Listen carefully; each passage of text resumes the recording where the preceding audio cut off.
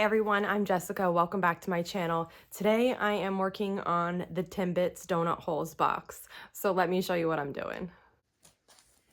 So right now I'm making my little Timbits boxes, and as a reminder, this is what the Timbits box looks like.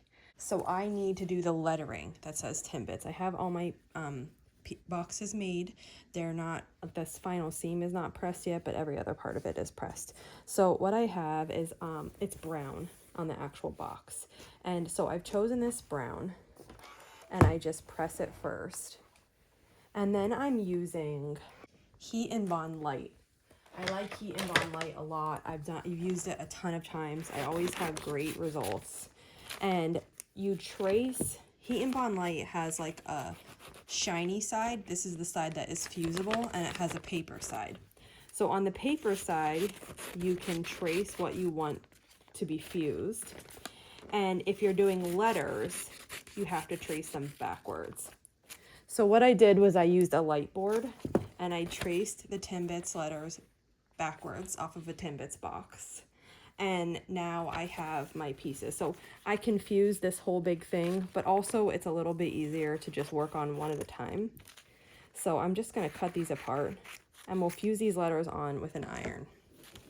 So first, as I said, I press it to start. I like to do this because I find that it starts getting the fabric warm. It gets it ready to accept this Heat and Bond Light. And then what I do is I just put them where I want it, and then you just hold it down and fuse it. Now on the package of Heat and Bond Light, there's going to be instructions on how to fuse it. You fuse it for a certain amount of seconds one way, then you usually flip the fabric over and fuse it onto the other side. I am going to fuse all of these from this side at once, and then we'll flip it over and fuse from the other side. I think that looks good. Then I'm just going to cut this out. These are my paper scissors, so they don't work too great on fabric, but it'll get the job done. I'll fold this brown up. And now I'm gonna fuse it from the back side. And again, the directions are on the package, so if you ever have any questions about how you're supposed to fuse it, you can just read the package. It tells you exactly what to do. Once it's been fused, I will cut these apart so I can work on one at a time.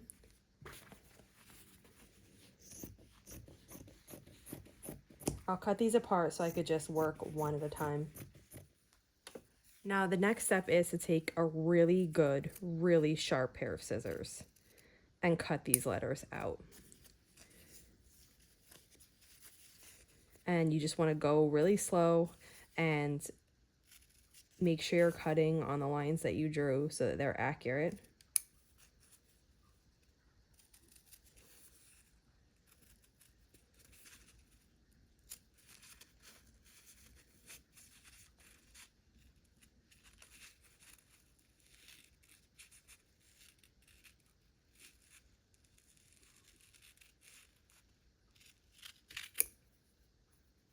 I find that like smaller scissors are better for this job, even kind of smaller than the ones I'm using, although these are really sharp and they do a good job.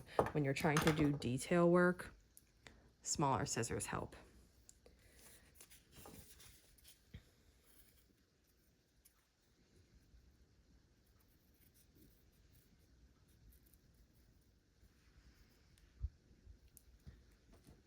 So I have all my letters cut out here.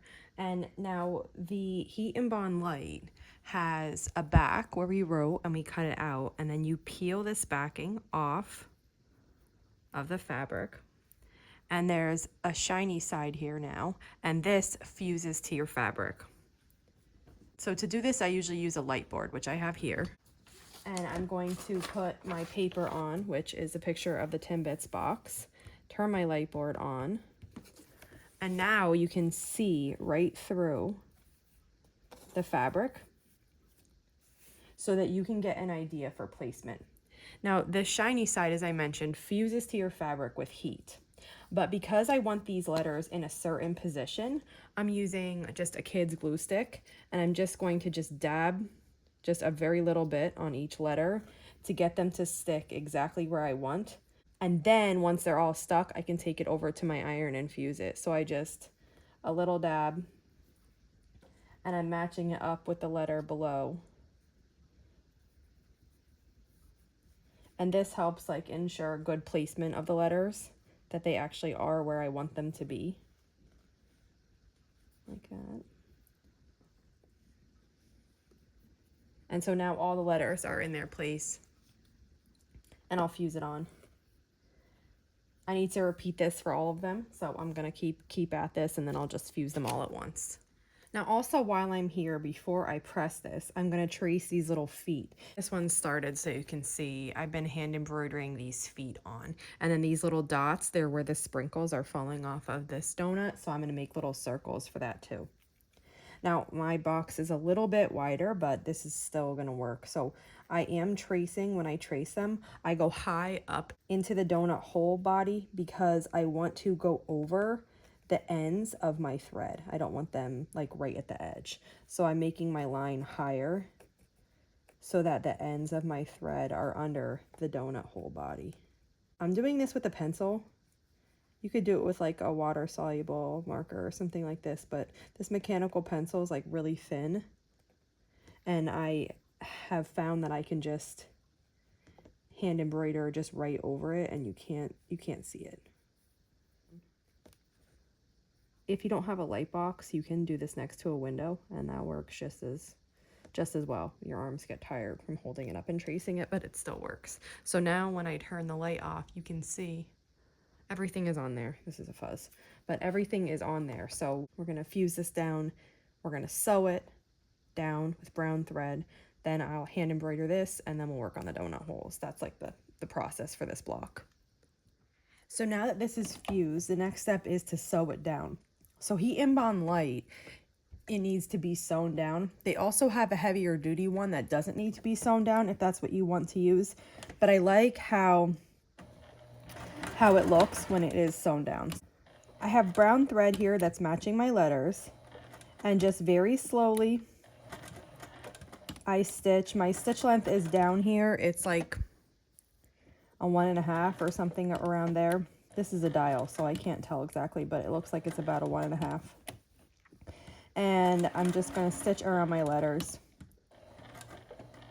I usually go twice around each letter, and I back stitch at the start and the end. This long thread here that's sticking out, I'll cut that in a minute. I try not to go off the brown and onto the background, but if you're close, you really can't notice. You want to find like a little bit of, as much as of a straight away that you can. So like here on this S, once I turn, here is where I'll do the back stitching. And then I'll snip this little thread away.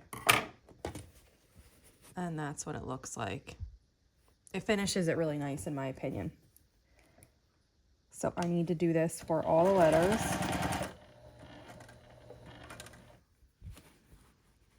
And here's what the letters look like at the end. So the next step will be to do the feet and then the donut holes, but we'll stop here for today. So that's it for today. If you have any questions on the process, just let me know in the comments and I'll be sure to help you out. I also wanted to let you know that if you haven't seen my other videos talking about this timbits, I'm working with Tim Hortons US in honor of National Coffee Day, and they're having a giveaway of quilted mug rugs that I'm making with a Timbits box and a Tim Hortons coffee cup. And that is on Instagram now. It started yesterday, September 26th.